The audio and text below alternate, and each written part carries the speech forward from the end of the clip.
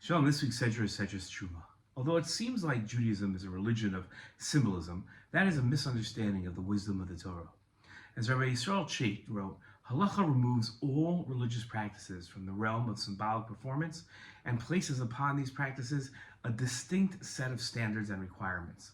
While every commandment has a philosophical reason for it, this reason does not determine the religious practice in specific.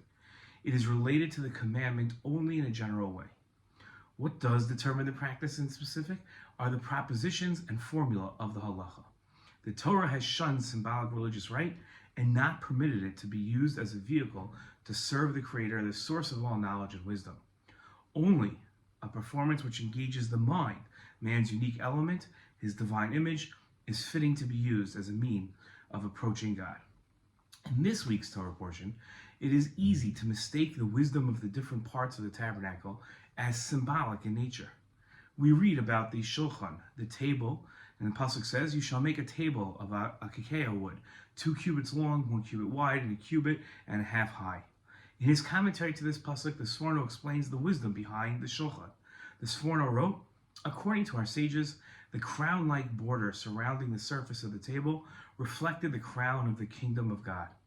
A king's task as administering the affairs of state is divided into 2 aspects. He must dispense justice, or appoint people who see to it that justice is dispensed.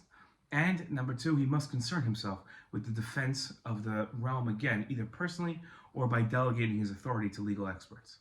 This is how the people requesting that Shmuel appointed a king for them defined the king's duties. Accordingly, the table actually had 2 crowns. One of the crowns is for the table as such, the table reflecting the physical nourishment of the people and the general conduct of its affairs. The second reflecting an enclosure, a security fence, a defensive system against harm to the people from whatever source, signaling that any attacker will not only be repelled, but will be crushed."